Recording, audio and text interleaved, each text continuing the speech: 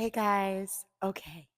So when our manifestations haven't arrived on our time, it's very easy to go into our mind and create all sorts of scenarios.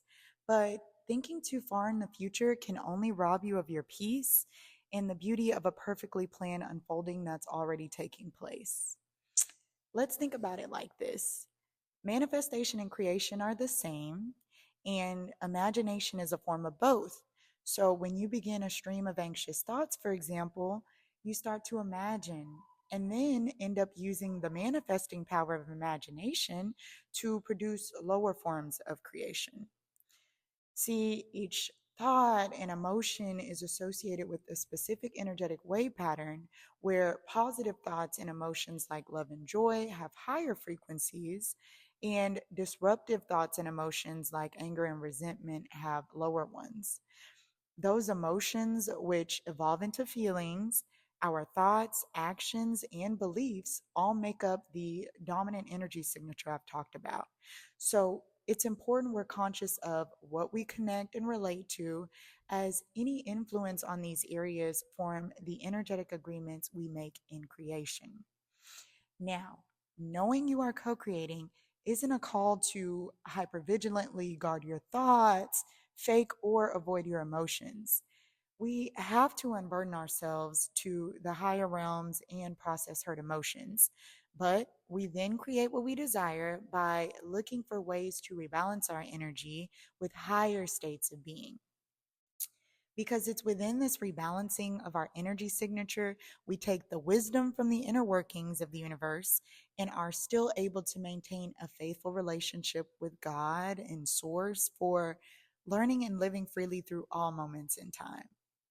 See, once we master ways to rebalance our energy, in this case towards living in the present, we receive the manifestation and reach our destination with so much more ease. And after all is done, because creation is already finished, everything already exists, you realize it was already for you. So, how could it ever miss you? My friend and energy channeler, Chanel, speaks about this in depth. I'll tag her below. But I mean, have you ever gone through what seemed like the longest pause of uncertainty or a period of back to back issues only to come out of it and think back, like, wow, I could have really relaxed the whole time? Or what? That's all I have to do now? Those last rounds almost took me out. So this is too easy and actually feels kind of like it might be all right. Exactly.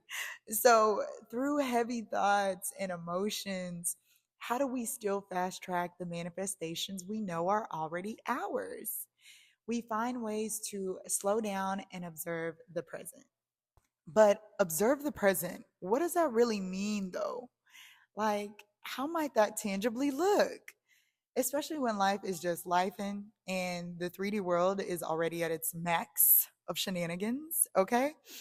Well, for one, we can focus on where any and every form of abundance does present itself, even in the most seemingly bleak situations, which, of course, is another way of saying focus on where the positives lie, right?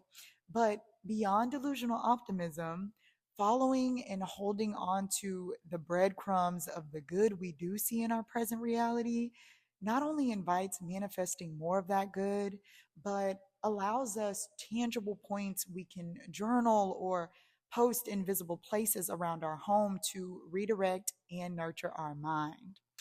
Focus goes where energy flows. So, keeping our attention on where we do see that growth or the potential for it as a present reality creates positive momentum energetically and physically, as in the physics of your inner world.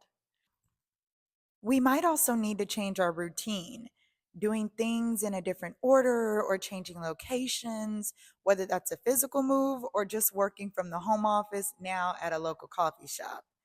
The universe and heavenly realms work within serendipity and random occurrence, where signs can present themselves in extraordinary ways. From interesting slogans on billboards to random buildings you may never have seen before, now revealing themselves as if by magic. And even hearing odd phrases or sayings from people without them knowing, it's a message directly for you. Basically, when you're in the now or flow state, you can see signs and synchronicity more clearly because you're on the frequency to receive that confirmation. Nature and bodies of water are very therapeutic locations to also feel present with a more grounded experience using the elements. Sketching, vision boarding, or other carefree activities in natural wooded areas provide energy from the earth, and different animals can serve as confirmation based on their assigned spiritual meanings. Lena Mystic is a great intuitive for defining animal spiritual meanings. I'll link her below as well. But visualizing and even just being still at a neighborhood pool or lake can help you return to the present with the purifying energy of water. If you don't have access or live near bodies of water, I learned from a spiritual mentor long ago repeating affirmations while rinsing your hands at the sink or rinsing head to toe in a salt bath can also do the trick. It's good spiritual hygiene, and since we and salt contain ions, which are charged particles, it's also the perfect energetic recipe for rebalancing to ionic neutrality, both mystical and quantum. Everything is energy. And okay, guys, chakra anatomy lesson in three, two, yeah. So there are a little over 100 chakras, but here's a list of the seven main ones, with the crown chakra ruling our ability to live in the present, as it sits just above the head, ruling the brain, nervous system, and several other cerebral areas. The crown chakra can affect other chakras, being the highest and most spiritual part of our direct connection to God and universal consciousness. So, if we're struggling with family issues of, let's say, not feeling supported, or even how to express proper boundaries with others at work while trying to manifest something for ourselves, we can experience imbalances not only in the crown, but other areas such as the root and throat chakras. So, looking into which particular stressors have shifted our focus to scarcity of timing for our manifestations will give us insight into which chakra needs more attention. That way, we can get back to our center. Chakra specific yoga, alternate nostril breathing exercises, and sleeping overnight with healing sounds for the energy center you do want to tap into can all alleviate anxiety and nourish those unwanted perceptions of time, money, or freedom. Whatever it is we're manifesting, though, there will always be other heights we find ourselves intentionally or unintentionally undergoing in life. So, what better way to own having to feel everything, all things, than to slow down tough or stagnant experiences with the unrelenting persistence of good in our present moment? In doing this, you temper your power of creation from an unraveling but still promising future to a place of power with positively manifesting using your present.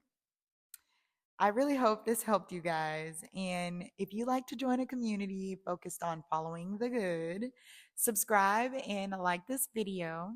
Then let me know in the comments about your most exciting stories of synchronicity. And be sure to explain for others there how you stay present so we can all share in more of the magic of the universe. And until next we speak, love always, spiritually key.